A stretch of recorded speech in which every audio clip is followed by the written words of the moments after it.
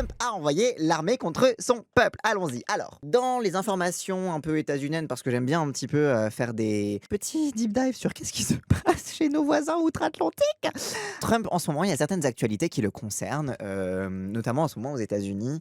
Bon, comme vous avez vu, on en parle depuis globalement le début de l'année, depuis son élection. On a un petit peu essayé de chroniquer la progression de l'autoritarisme en ce moment aux États-Unis, entre les déportations au Salvador, entre l'ouverture de Alligator Alcatraz, qui est littéralement un camp de concentration en Floride. Là, le dernier truc dans les news, ça s'est passé la semaine dernière. C'était déjà un peu annoncé ici et là, il le menaçait déjà, etc. Il avait déjà fait, alors donc rappelez-vous, il y avait eu des émeutes à Los Angeles qui ont continué en fait pendant tout l'été, mais juste les médias n'en ont plus parlé, contre les déportations. Parce que tu avais ICE, donc la police aux frontières, qui faisait des raids pour aller littéralement chercher les gens sur leur lieu de travail pour les déporter. Puisque on construit des camps de concentration, il faut bien les remplir. Et donc il y avait des manifestations de gens qui s'interposaient pour empêcher le travail de ICE et pour empêcher qu'ils enlèvent les gens, etc. Et du coup, en réponse à ça, et contre l'avis du gouverneur de Californie, Trump avait déployé la garde nationale pour sécuriser le travail de la Gestapo, de la police aux frontières. Et donc t'as vu ce premier truc où pendant les émeutes à Los Angeles, Trump avait dépêché la garde nationale, ce qui ne s'est pas fait depuis le mouvement pour les droits civiques, globalement. Et donc t'avais eu un petit peu ce premier truc de bon, bah c'est quand même une dinguerie que le gouvernement fédéral envoie l'armée pour faire du maintien de l'ordre en fait, parce que normalement c'est le rôle de la police, etc. Et le gouvernement de Los Angeles, qui est chargé du maintien de l'ordre, était en mode non, non, c'est bon, on n'a pas besoin de renfort sur le maintien de l'ordre, tranquille.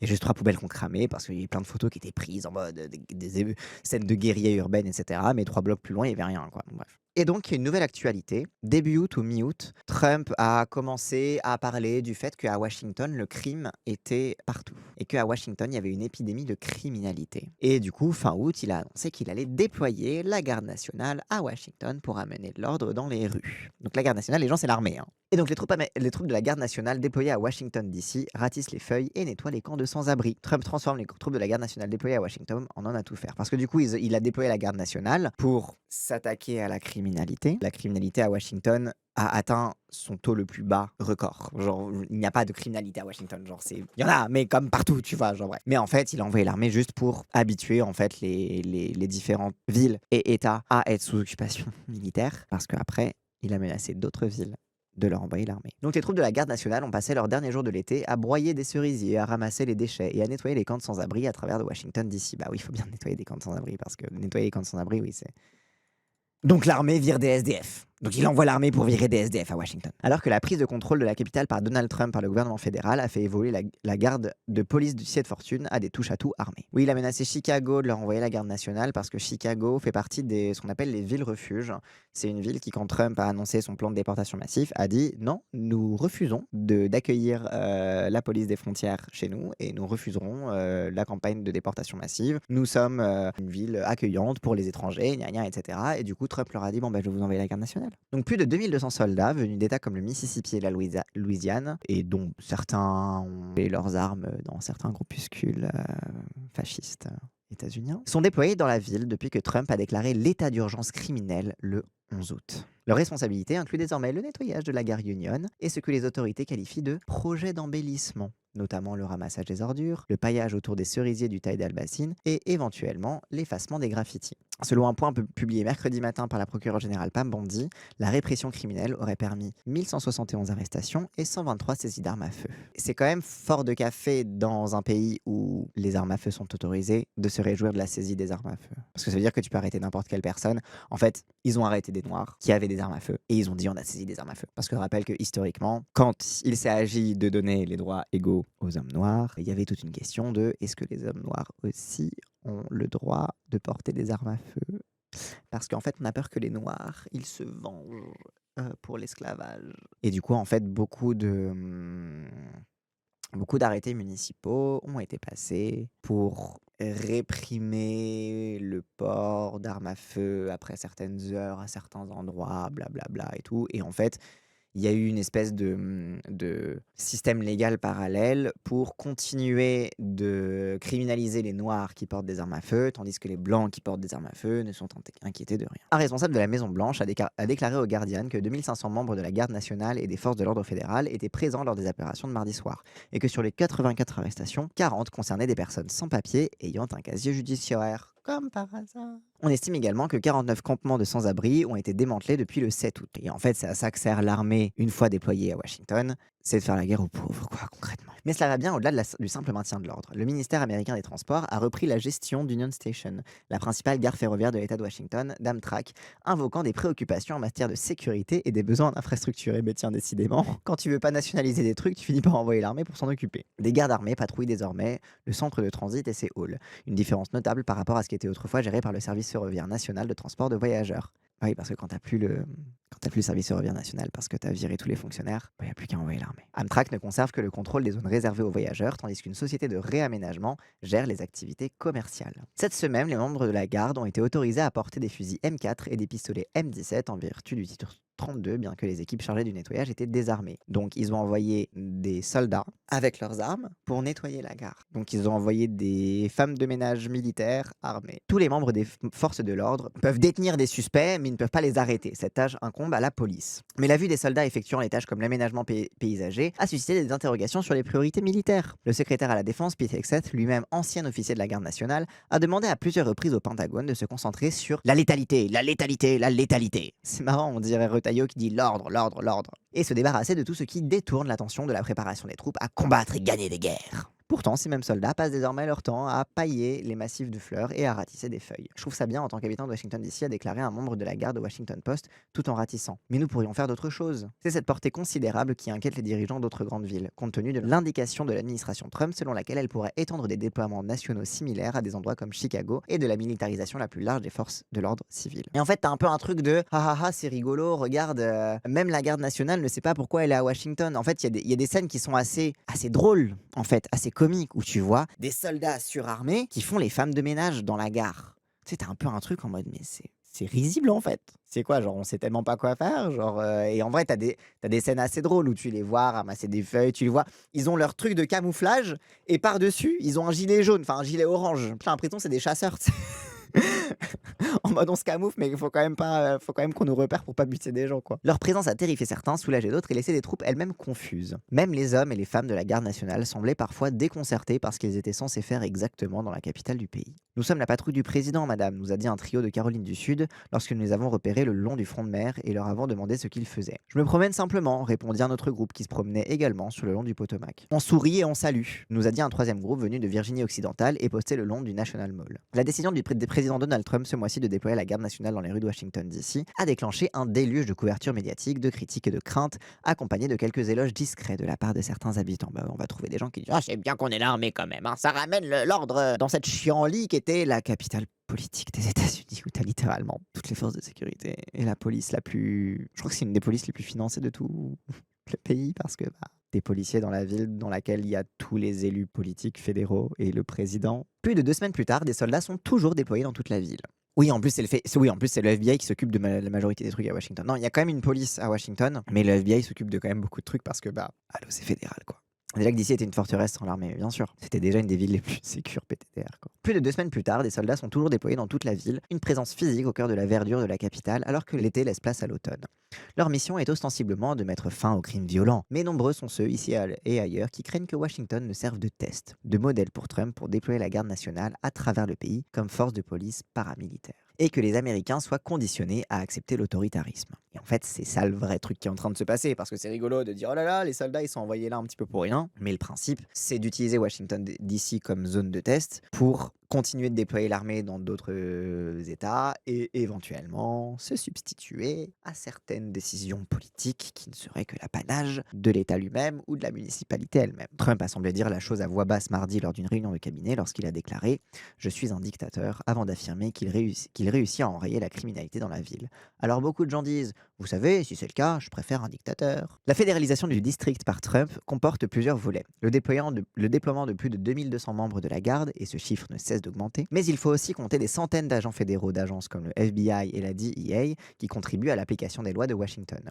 Les agents de service de l'immigration, donc le fameux ICE, habilités à détenir toute personne se trouvant en situation irrégulière sur le territoire, et la police de Washington, sur laquelle le président a pris le contrôle. Donc là, le président a mis Washington sous son contrôle total. Parce que le FBI, il est dirigé par un de ses proches et en fait, il a pris une mainmise totale sur le FBI. ICE, il y a littéralement des Proud Boys qui servent dans ICE pour déporter des immigrés et éventuellement les torturer, les foutre dans des camps de concentration. Et plus la police sur laquelle il a pris le contrôle. En fait, voilà, Trump a pris le contrôle militaire et policier et paramilitaire et tout ce que vous voulez de la capitale, de là où il y a les députés. Donc demain, si Trump veut faire un coup d'État et enfermer tous les députés, bref, vous savez le pouvoir en fait voilà, c'est le pouvoir finalement qu'il s'est arrogé tout seul. C'est pour ça qu'il fait des vannes sur oh là là, beaucoup de gens disent oh là là, je préfère un dictateur si c'est pour la sécurité, gna gna, etc. C'est littéralement ce que Trump est en train de faire. Oui, en plus, pour l'attaque du Capitole volume 2, ça va être beaucoup plus simple, ça c'est clair, hein. Les réseaux sociaux ont été inondés de vidéos alarmantes. Des agents fédéraux masqués plaquent violemment au sol un livreur de repas. Parce qu'en fait, c'est ça, c'est que l'article du Guardian, il était en mode oh là là, c'est un peu mignon,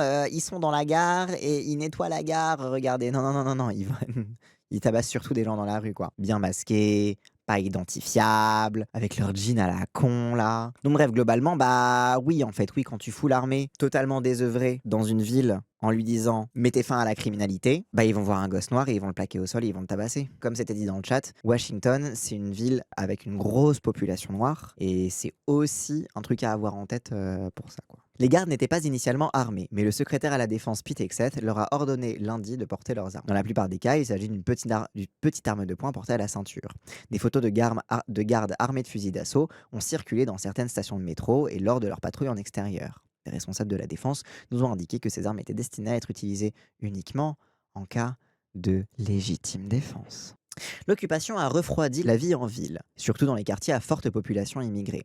Aires de jeu calmes, restaurants déserts, moins de vendeurs ambulants, moins de scooters de livraison de repas. Les nounous sont restés à la maison et les femmes de ménage ont annulé leur activité. Et en fait, c'est ça, c'est qu'ils n'ont pas besoin d'aller faire des actions concrètes. Alors oui, évidemment, ils vont tabasser des sans-abri, tabasser des livreurs, ils vont aussi nettoyer les rues, les trucs comme ça, mais en fait, leur simple présence suffit à mettre sous cloche la vie sociale des populations noires, des populations immigrées, tout simplement parce que bah tu sais que à tout moment tu croises un de ces types, il peut te buter, quoi. Et de toute façon c'est l'armée, il pourra dire légitime défense, il s'en bat les couilles. Oui, et puis rappelle que oui, les fusils d'assaut pour la légitime défense, tu n'utilises pas un fusil d'assaut pour de la légitime défense. Tu utilises un fusil d'assaut pour assaillir. C'est pas un fusil de défense, c'est un fusil d'assaut. Donc à la réouverture des écoles publiques de Washington DC cette semaine, des associations de parents d'élèves ont organisé des bus pédestres improvisés. Des bénévoles prêts à aider les enfants dont les parents ne se sentent pas en sécurité d'aller à l'école. Dont les parents ne se sentent pas en sécurité d'aller à l'école.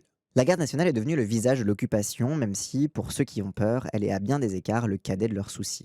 Les gardes nationaux se sont généralement comportés davantage comme une garde fictive que comme une garde nationale. Oui, mais ça suffit en fait.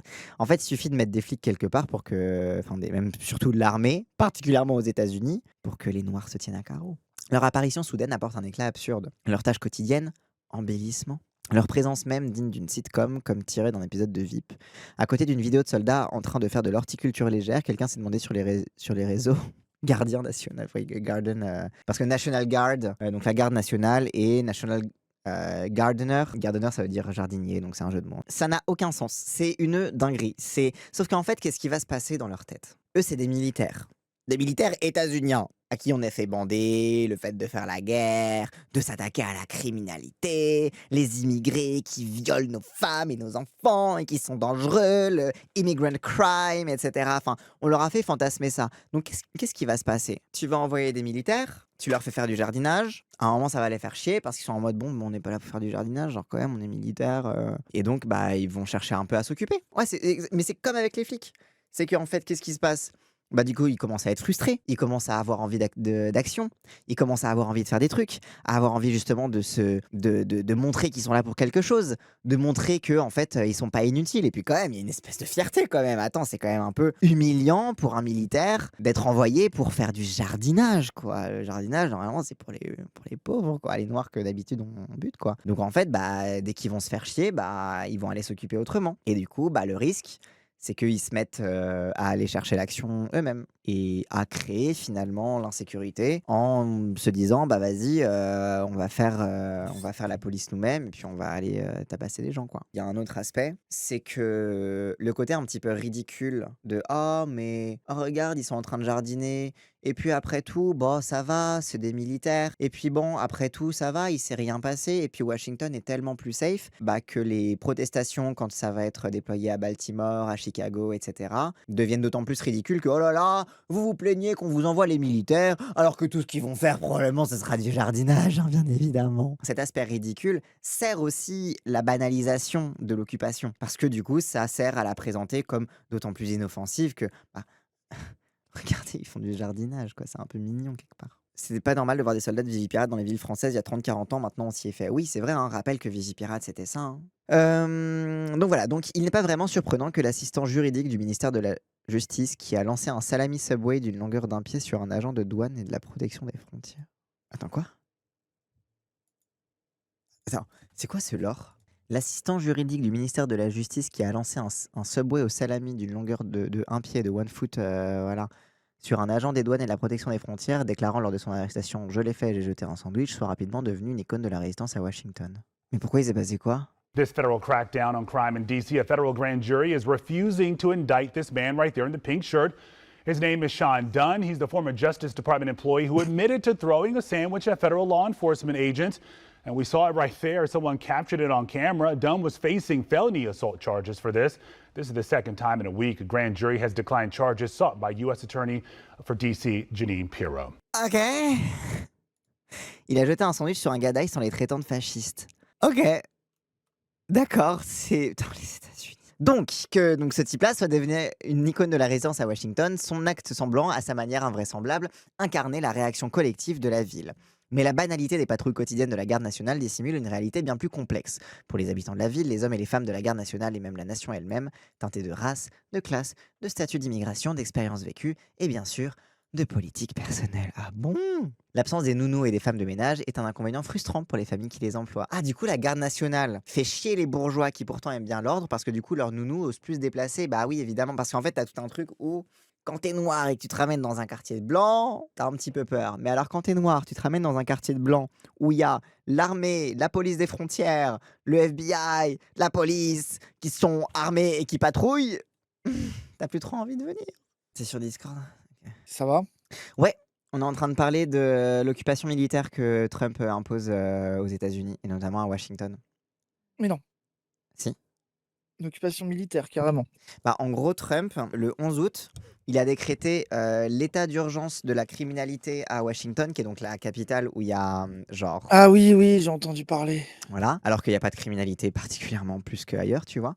Et du coup, il a déployé la garde nationale, le FBI, la police aux frontières. Et en gros, là, quotidiennement, tu as des soldats qui patrouillent les rues de Washington. Et du coup, bah, ça emmerde un peu les bourgeois. Parce que du coup, leurs nounous, elles osent Ah. plus venir dans les quartiers de blancs. Parce que bah, tu as des militaires qui tabassent des livreurs Uber, quoi. Oui. Mais en plus, Washington, c'est un peu un symbole, non? Vu qu'il y a la Maison Blanche là-bas et tout, non? Bah oui, c'est vraiment le cœur de D'autant la. plus Bah, t'as le Capitole et tout. Enfin, je veux dire, là, si Trump il veut faire un coup d'État, il peut le faire quand il veut, hein. parce qu'il a l'armée partout.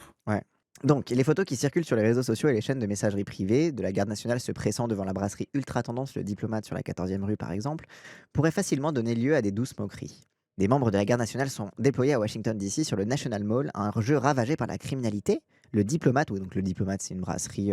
Dis-toi, en anglais, elle s'appelle vraiment le Diplomate. Elle a vraiment le nom français, tu vois. Donc c'est de dire que c'est une brasserie de Ah. Bourges, tu vois. alors. C'est une brasserie C'est de gens qui le travaillent. diplomate. Oui, voilà, oui.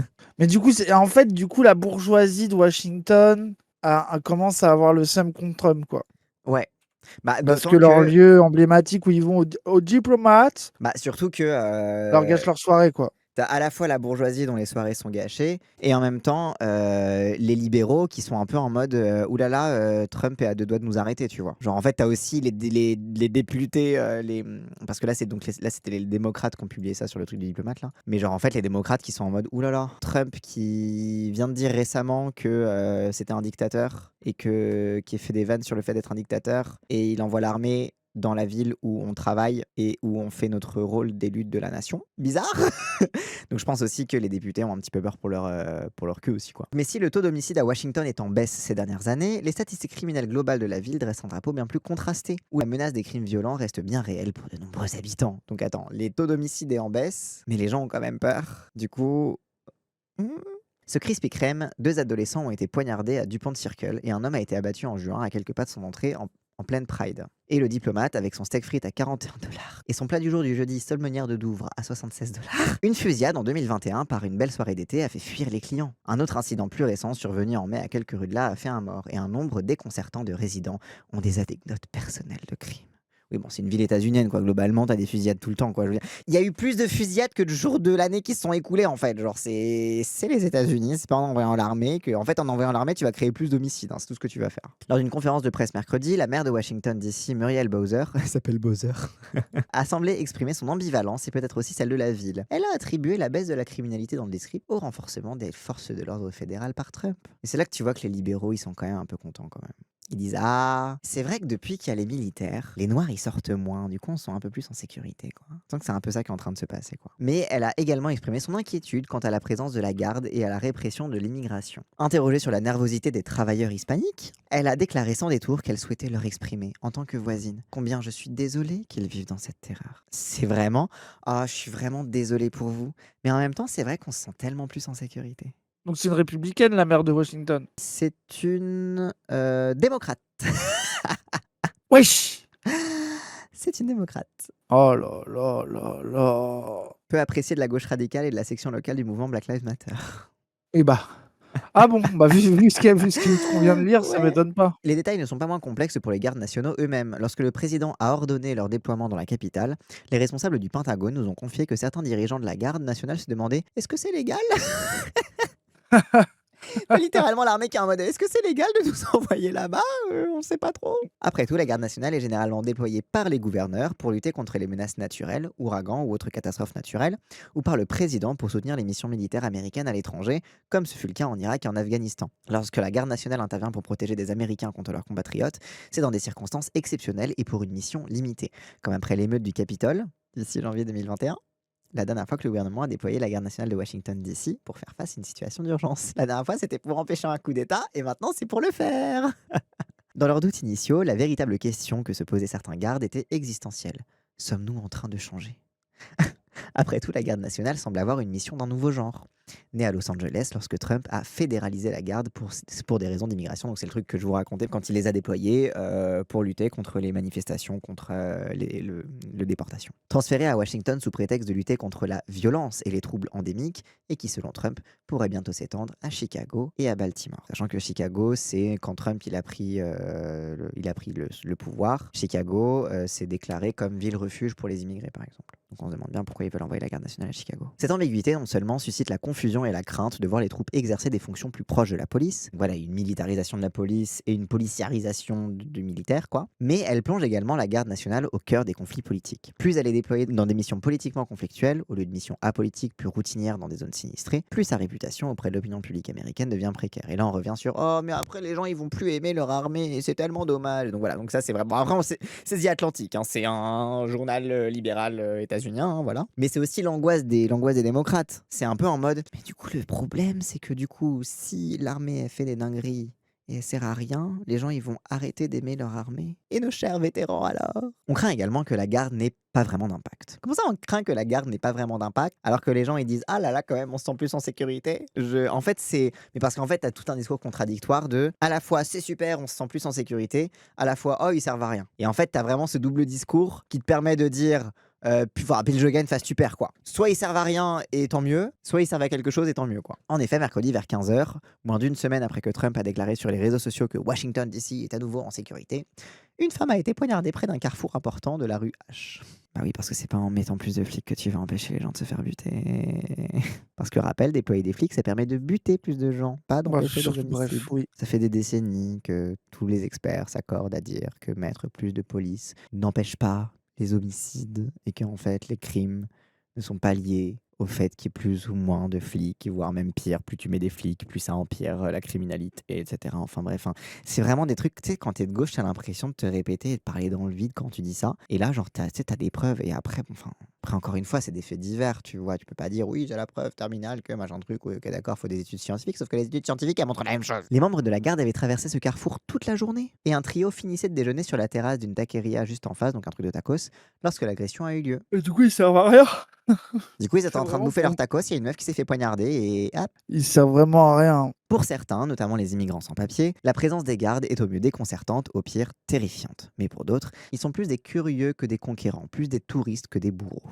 Et voilà encore le truc Oui, de sûrement, ouais. on a peur, mais vous inquiétez pas, en fait, ils sont inoffensifs. Et du coup, quand ça sera déployé à Chicago, ils pourront dire tout autant qu'ils veulent que oh là là, vous vous inquiétez pour des gardes nationaux inoffensifs, au pire ils servent à rien, et au pire vous voulez cacher la criminalité, ça va être toute la propagande de Trump. Vous avez raison, et par contre, ils sont allés à 40 chez le mec sandwich, là. Quoi? J'ai même vu, ils ont fait une vidéo pour l'arrestation de l'homme sandwich. Ah, mais c'est clair que l'homme sandwich, hein, c'était important de l'arrêter Là, tout de là, il y suite, avait alors du que la monde, meuf là. qui se fait poignarder devant eux, ah bah là, on va pas poursuivre le suspect, hein. Ils donnent l'impression d'être chez eux. Salut mon pote, a murmuré une femme à son compagnon cette semaine en observant un mec de la garde se promener le long du front de mer. Souvent, la garde se présente avec un sérieux digne des scouts.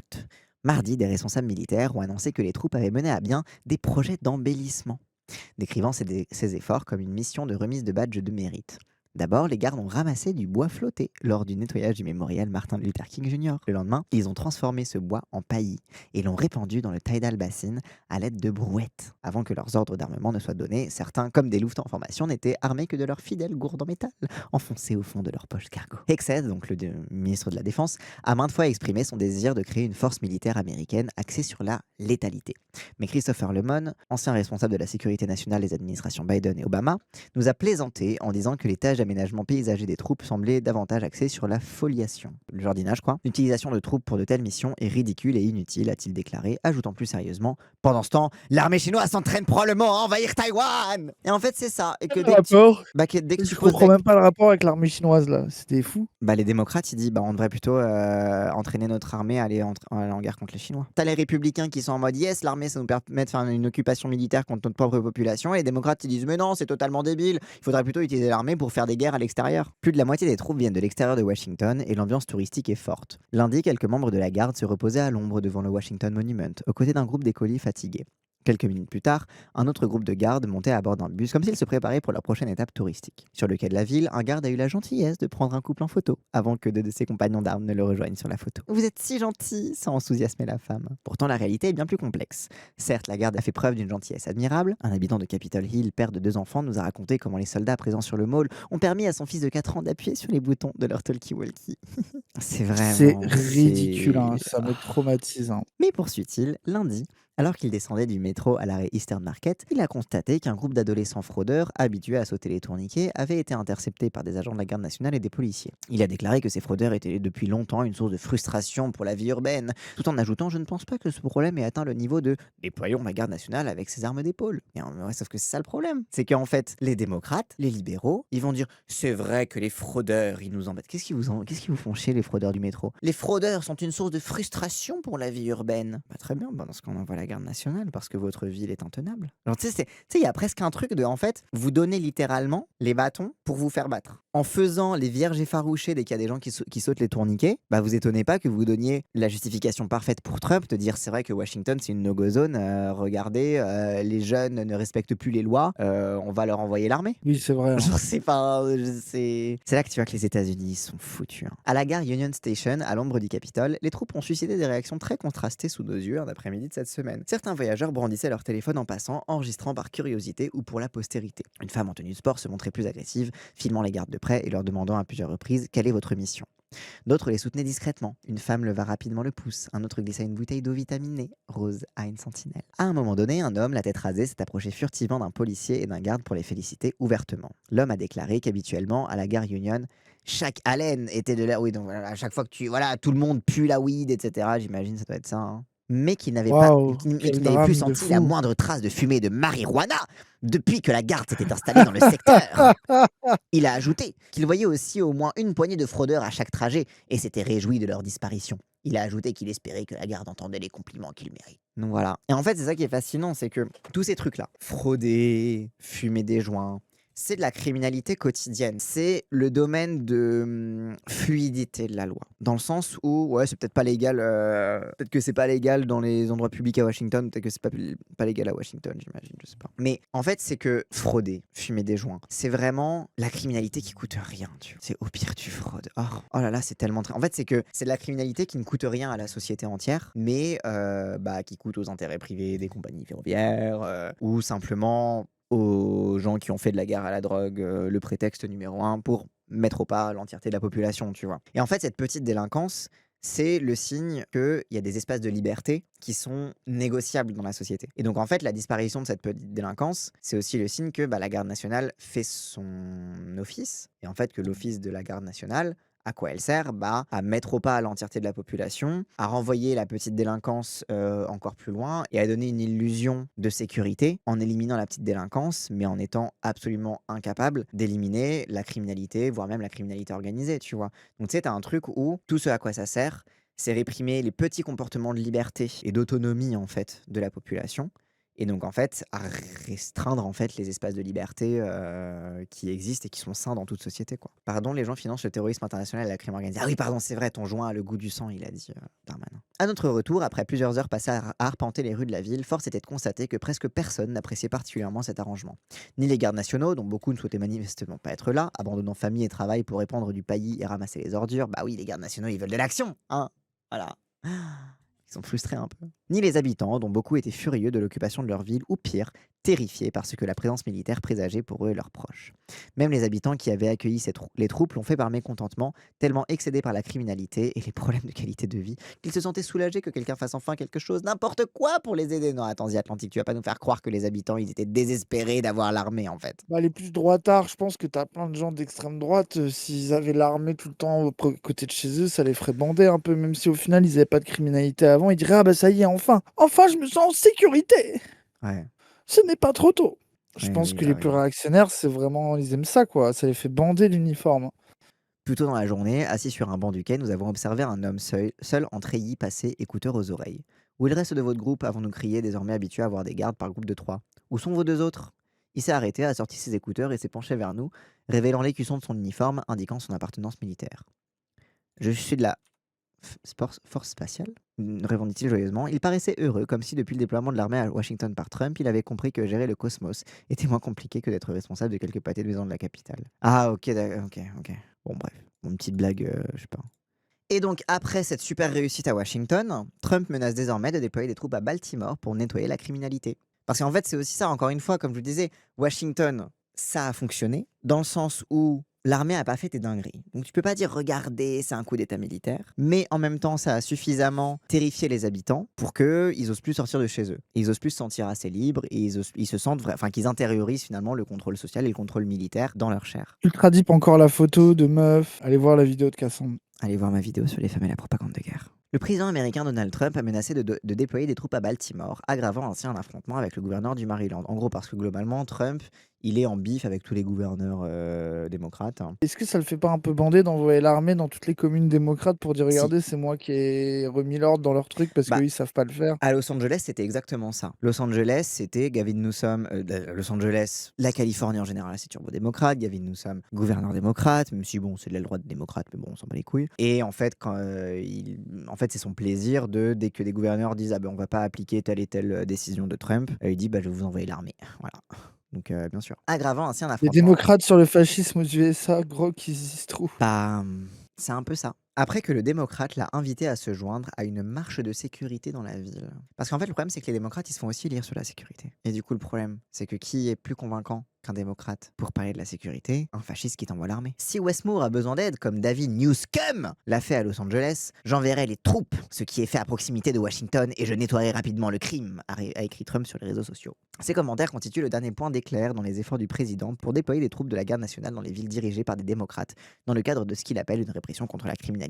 Encore une fois, utiliser la criminalité pour réprimer l'opposition et pour faire pression sur l'opposition politique, tout en sachant que l'opposition politique porte déjà en elle les ferments de la demande pour l'autoritarisme, parce qu'ils disent aussi oh là là, la criminalité c'est tellement dur, mais c'est vrai qu'on va pas augmenter les allocations parce que quand même il faut rester libéral. Bref, le recours à des militaires pour le maintien de l'ordre public a suscité de vives réactions de la part des démocrates. Un gouverneur l'a qualifié d'abus de pouvoir. Trump a déjà déployé environ 2000 soldats à Washington DC, un bastion démocrate. Dimanche, la garde a commencé à porter des armes à Washington, a indiqué l'armée. Auparavant, ces armes étaient disponibles en cas de besoin, mais conservées à l'armurerie. Selon les médias américains, jusqu'à 1700 soldats devraient être mobilisés dans 19 États dans les semaines à venir. Baltimore, c'est particulier, leur procureur réformiste a fait baisser la criminalité et la ville à la majorité noire. Oui, en plus, oui. Oui, c'est vrai que Baltimore, ça a été un peu une ville un peu d'expérimentation démocrate et tout. pour la réforme de la police et tout. Le gouverneur Moore critique fréquemment, parce qu'en plus Baltimore c'était là où ont même démarré, je crois, les émeutes Black Lives Matter, je sais plus. Mais il y avait des grosses émeutes à Baltimore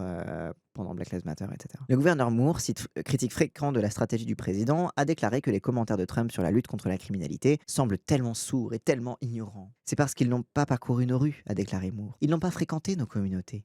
Ils sont plus que ravis de répéter sans cesse ces clichés à notre sujet. Les commentaires de Trump sur Truth Social, donc c'est son Twitter à lui dimanche, semblent être une réponse directe à la lettre d'invitation de Moore à Trump, que le président a qualifiée de méchante et provocatrice. Donc Moore, il a dit « Mais t'as qu'à venir chez nous et tu vas voir à quel point, en fait, tu ne connais pas viens sur le terrain pour connaître le réel du terrain. » Et Trump qui a dit « Bah oui, tu vas voir, je vais t'envoyer l'armée. » En tant que président, je préférerais de loin qu'il nettoie ce désastre criminel avant que j'y aille pour une promenade, a écrit Trump. La Maison-Blanche affirme que des centaines d'arrestations ont été effectuées depuis le début de l'opération à Washington, D.C. S'exprimant vendredi dans le bureau ovale de la Maison-Blanche, Trump a déclaré que la mission avait apporté une sécurité totale à Washington. Washington était un enfer, a-t-il déclaré. Mais maintenant, c'est sûr. Selon les chiffres de la criminalité publiés par la police métropolitaine de Washington, les infractions violentes ont diminué après avoir atteint un pic en 2023 et ont atteint en 2024 leur niveau le plus bas depuis 30 ans. Ils continuent de baisser selon des données préliminaires pour 2025. Donc globalement, à Washington, de base, il y a quasiment pas de crime. Trump a également suggéré qu'il déploierait des troupes à New York et à Chicago. Cette escalade a conduit à la condamnation des dirigeants démocrates d'autres États et villes, notamment du gouverneur de l'Illinois, J.B. Pritzker, qui a déclaré que les menaces de Trump de déployer des troupes à Chicago consistaient en abus de pouvoir. Le chef de la minorité démocrate à la Chambre des représentants, Hakeem Jeffries, a également donné son avis, affirmant que Trump n'avait pas l'autorité légale pour envoyer des troupes dans les villes comme Mathieu. Parce qu'en fait, les démocrates, qu'est-ce qu'ils font? Ils disent « Non, c'est vrai qu'il y a un problème de criminalité, mais ça va, on s'en occupe. Et puis de toute façon, c'est pas légal ce que tu fais. C'est méchant. La loi, elle dit t'as pas le droit, le président. Hein, voilà. Donc, dans la règle, là, c'est pas du jeu. Pousse. C'est pas du jeu. C'est méchant ce que tu fais, Trump. C'est pas bien. Mais c'est vrai que la sécurité, c'est important. » Il a déclaré que le président exploitait la baisse du taux de criminalité comme le plus faible nombre d'homicides depuis 50 ans à Baltimore pour créer une crise. Non mais vous vous rendez compte, on a déjà fait une politique de gentrification active pour faire baisser la criminalité. Qu'est-ce que vous voulez de plus? Un sondage réalisé par le Washington Post et la Charter School et publié plus tôt cette semaine a révélé que le déploiement... Charter School? C'est quoi? Putain, c'est Baldur's Gate. Ah oui. Publié plus tôt cette semaine, a révélé que le déploiement était profondément impopulaire parmi les habitants de la ville, près de 80% d'entre eux déclarant qu'ils étaient opposés à la fois au déploiement d'agents fédéraux et de la garde nationale, ainsi qu'à la prise de contrôle du département de police métropolitaine.